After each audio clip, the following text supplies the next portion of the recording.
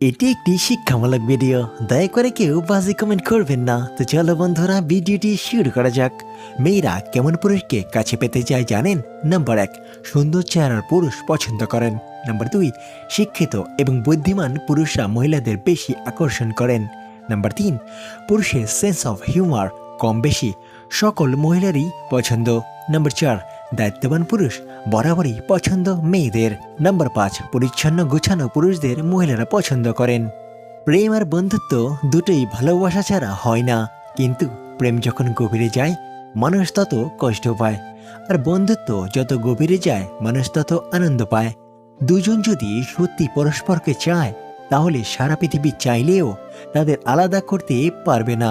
আজকাল মানুষকে বুঝতে পারা সত্যি অসম্ভব, কারণ কে সত্যি কথা বলছে আর কে অভিনয় করছে বোঝা সত্যিই কঠিন ব্যাপার।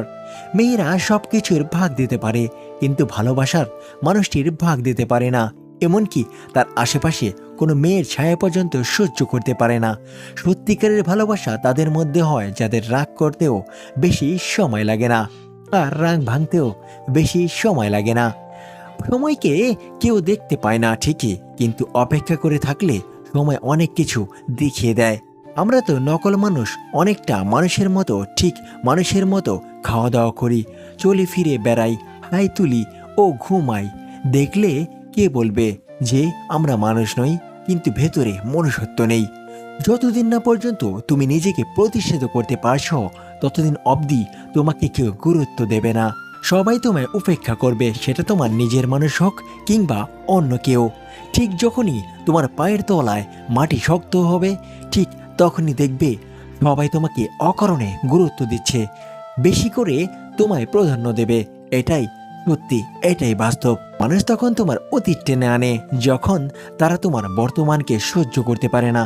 কাউকে ভালোবাসলে তাকে না দেখে থাকা যায়, ঝগড়া না করে থাকা যায়, কথা না বলে থাকা যায়, দেখা না করে থাকা যায়, কিন্তু তাকে না ভেবে কখনোই থাকা যায় না।